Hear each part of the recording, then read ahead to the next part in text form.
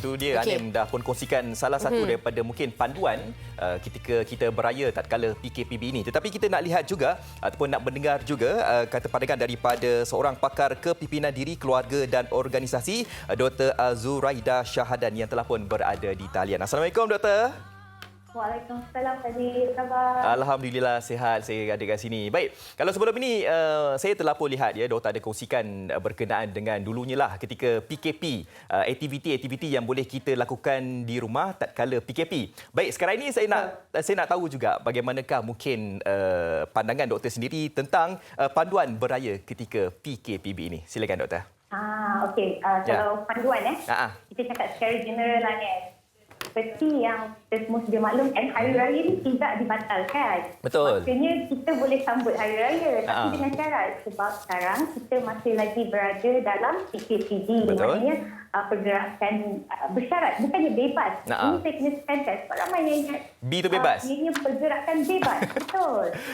Jadi dekat situ kita perlu patuhlah arahan dan panduan. Antara panduan yang mungkin sebenarnya kita boleh ikut, saya ada 7 panduan untuk ibu bapa di luar sana. Yang pertama, seperti yang Anim bagi tahu tadi, betul. Open house kita tak boleh buat. Satu hari 20 orang maksimum. Okey, itu semua orang kena ikut. Sebab itu adalah panduan yang diberikan.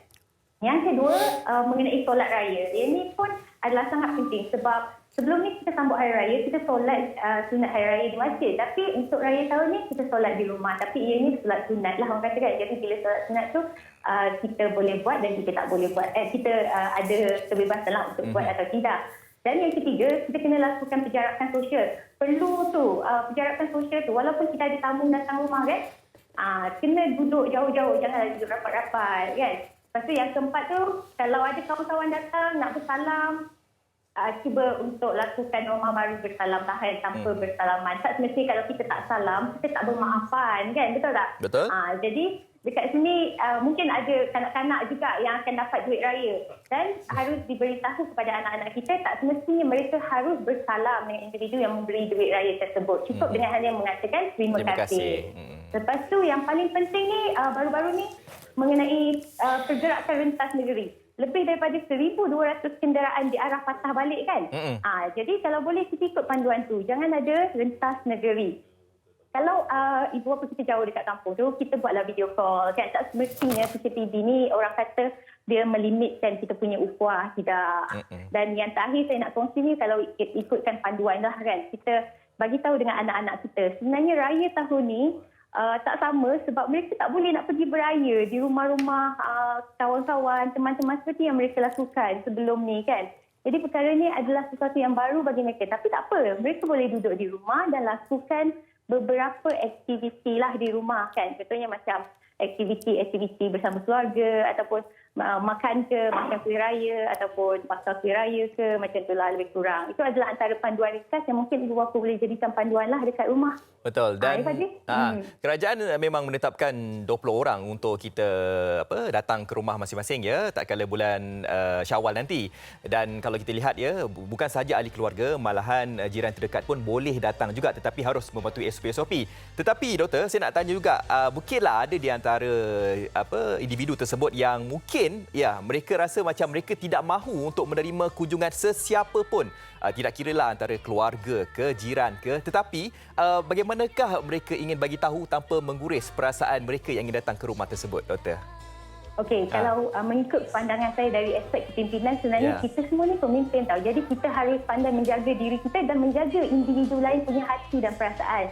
Jadi kepada individu yang mungkin orang kata ada sedikit orang kata rasa takut untuk menerima tetamu. So, apa yang mereka boleh lakukan adalah dengan mengupload status di dalam Facebook ataupun melalui WhatsApp group kan. Bagi tahu awal-awal selamat hari raya, mohon maaf dan untuk raya tahun ni kami tidak menerima tetamu mengikut saranan kerajaan. Bagi tahu secara detail tapi jelaskan juga mereka available untuk buat video call. Kita tetapkan masa sebab tak semestinya kita tak invite tetamu tapi kita tak boleh nak invite orang untuk buat video call dengan kita. Kan? Ini adalah norma barulah. Maknanya kat sini kita tak invite tetamu ke rumah tapi kita invite mereka untuk melakukan video call. Kita bagi tahu mereka awal-awal kita open video call hari ni untuk hari raya pertama pada jam berapa? Dari pukul 12 sampai pukul 2 petang. Jom kita video call ramai-ramai. Jadi itu adalah antara yang mereka boleh lakukan supaya tidak mengguris perasaan individu lain yang cuba untuk datang ke rumah untuk orang kata menyambut hari raya lebaran ni lah kan. Tapi apa yang menarik doktor katakan tadi, boleh letak dekat status ya, ataupun letak dekat pagar rumah ya, tidak menerima kunjungan sesiapa pun. Itu menarik juga tu kan. Dan salah satu mungkin ini pandangan saya, sebab mungkinlah ya ada setengah komuniti yang mana mereka ni ada guru WhatsApp kan doktor. Jadi mungkin melalui guru WhatsApp itu mereka mungkin boleh bagi tahu apa saja yang mereka inginkan. Contohnya rumah sekian mungkin tidak dibenarkan beraya. Mungkin pandangan doktor sendiri bagaimana tentang grup WhatsApp ini? Betul. Betul. Sebenarnya perkara ini telah dibincangkan lah. Saya telah mendapat satu WhatsApp group di mana di situ kan dia minta kita listkan lah rumah siapa yang open untuk dilawati during hari raya. Kalau tak, pukul berapa video call yang kita boleh buat. Jadi perkara tersebut sebenarnya adalah sesuatu norma baru. Kepada sesiapa yang mungkin ada rasa macam sedikit orang kata takut lah untuk menerima tetamu, mungkin kita boleh ambil plan B. Tak semestinya kita harus menyakiti ataupun mengguris hati individu lain kan. Orang kata raya ni memang kita nak bermaaf-maafan, tapi kita harus maklumkan kepada mereka secara lisan juga kenapa kita tidak menerima tetamu ataupun cara lain untuk kita masih mengesalkan ukhuwah tu orang kata kan. Sebab kita nak elakkan daripada ni kesan akibat melanggar panduan ni, sebab kita pun tak tahu masalah COVID ni masih lagi ada dan kita masih belum menang. Jadi itu yang ibu bapa harus bagi perhatian. Ya, menyentuh tadi doktor cakap pasal ibu bapa, peranan ibu bapa pula ya untuk kita nak bagi tahu kepada anak-anak kita ya supaya mereka ini fahami bahawa tahun ini memang kita tidak boleh pulang ke kampung, sebab ada di antara keluarga yang menyatakan rasa macam kesian juga dekat ada anak yang dok kata macam ayah, mak, bila kita nak balik kampung ni kan, lama lagi ke PKPB ini dan sebagainya. Bagaimana doktor? Betul. Sama sekali yang paling penting kalau kita seorang yang beragama Islam, kita ajar anak kita untuk rujuk kepada Quran. Dalam Quran surah An-Nisa ayat 59 ada mengatakan bahawa setiap manusia harus patuh kepada Allah, pada Rasul dan juga kepada ulil amri. Ulil amri ni apa? Ulil amri ni adalah pemimpin. Jadi sekarang kita kena taat kepada pemimpin kita. Bila pemimpin kita bagi panduan, bagi arahan untuk tidak merentas negeri. Jadi kita kena bagi tahu kepada anak-anak kita, pemimpin kita ditetapkan, kita diminta untuk taat kepada pemimpin kita berdasarkan Quran. Bukan mama yang suruh, bukan ibu yang suruh. Cakap dengan anak-anak kita. Cakap dengan anak-anak kita, Quran yang suruh. Di dalam surah An-Nisa ayat 59. Jadi kalau adik tak ikut, maknanya adik tak ikut perintah yang dikeluarkan dari Quran. Itu adalah perkara pertama yang ibu bapa kena bagi tahu. Yang kedua, apa yang ibu bapa ataupun siapa di luar sana perlu ingat, apa sahaja yang kita tunjukkan kepada anak-anak kita ataupun individu sekeliling kita, itulah yang membentuk siapa mereka. Maknanya kat sini, anak-anak kita akan tengok tahu sikap ibu bapa. Lepas tu mereka ni, kalau dia nampak kita melanggar arahan, maknanya dia akan ada satu mindset atau minda yang mengatakan it's okay to break the rules.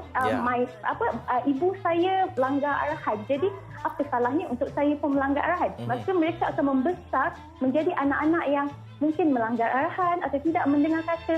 Nanti perkara ni, masalah ni berbangkit dan berbalik kepada ibu bapa. Nanti mulalah ibu bapa akan cakap, kenapa ya anak-anak saya ni tak dengar cakap, tak dengar arahan, suka break the rules. Sebenarnya kerana mereka melihat perkara tersebut terjadi di dalam institusi keluarga itu sendiri. Betul. Sebab ibu bapa ni merupakan cerminan kepada anak-anak kita di luar sana kan, doktor? Betul. Okey, baik. Itu saja itu saja masa yang sempat diberikan kepada doktor. Terima kasih doktor di atas segala panduan yang telah pun diberikan tatkala kita nak pergi beraya ketika PKPB ini. Terima kasih doktor. Terima kasih Hari. Ya, sama-sama. Itu dia, kita telah pun bersama Dr. Zuraida Syahadan, pakar kepimpinan diri keluarga dan organisasi.